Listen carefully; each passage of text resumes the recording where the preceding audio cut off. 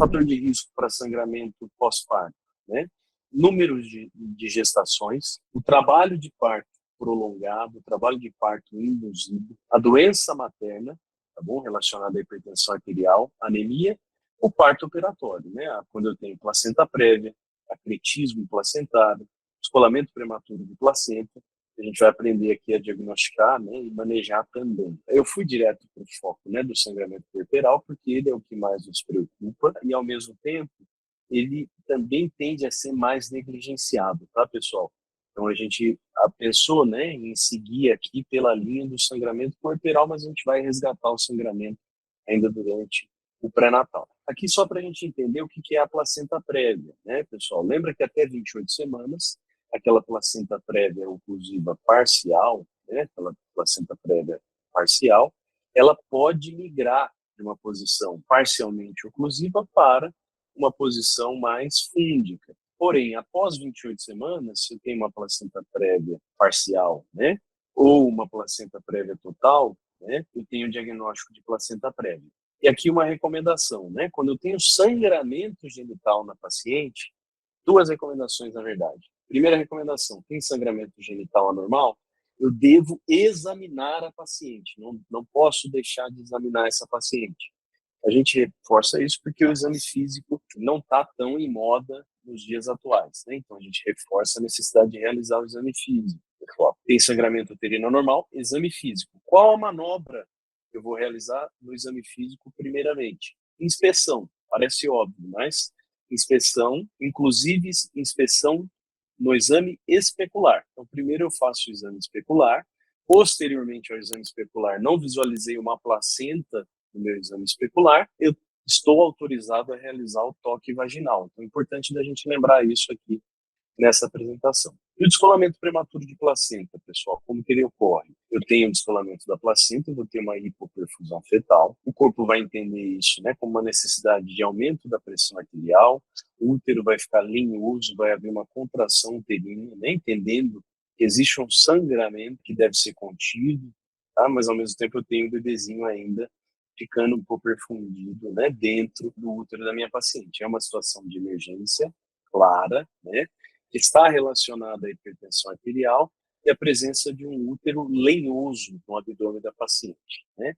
Aqui eu reforço, então, a necessidade da gente sempre ter uma preocupação, pessoal, com a demanda eventual na gestação. A demanda eventual na gestação, ela deve se tornar uma consulta de pré-natal, tá? Ela vai se tornar uma consulta mais detalhada e que deve envolver uma anamnese detalhada e exame físico dessa gestante para procurar detectar, né, alterações que estejam relacionadas a uma eventual emergência.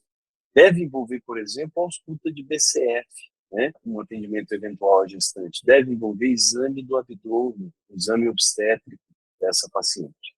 Aqui entendendo um pouco do acretismo placentário, né, o que é a situação relacionada ao acretismo. A placenta normal à esquerda, né, uma placenta que se implantou aqui numa região adequada do nosso endométrio, né? A placenta acreta é aquela placenta que invade uma camada do miométrio. A placenta increta, ela invade mais camadas, chegando até próximo da serosa, e a placenta percreta, ela ultrapassa todas as paredes do útero da paciente e acaba gerando aqui uma situação, né, de risco de rotura uterina, risco de grandes complicações para essa gestação. Então, fatores de risco, né, para o HPT, né, história pregressa, extensão uterina, tá?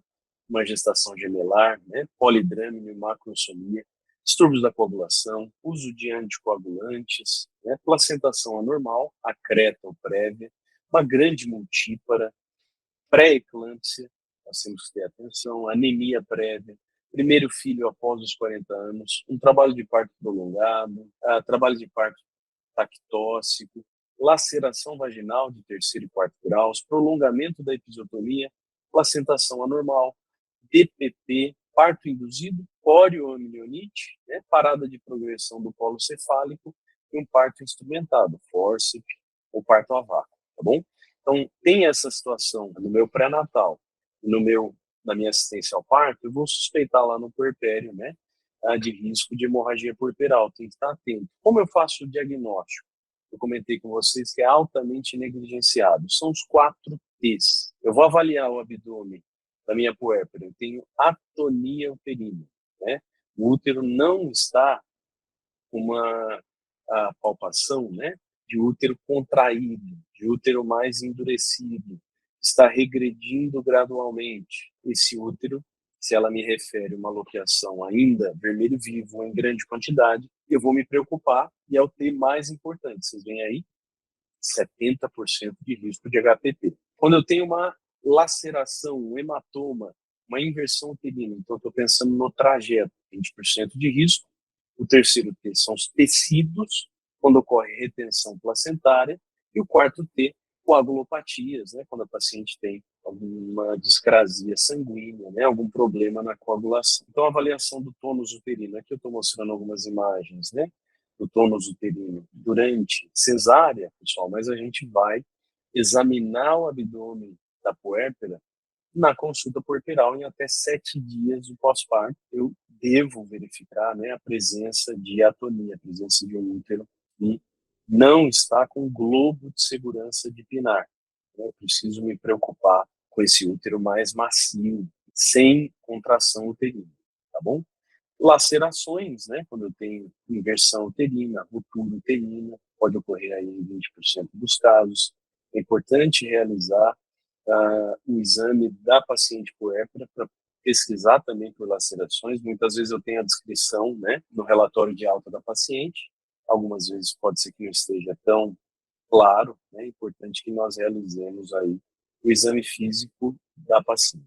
Retenção de tecidos placentários, acretismos, né, 10% aí respondem por 10% dos casos. É possível suspeitar, né, da paciente que tem a hemorragia pós-parto, né, tem um sangramento que não está normal.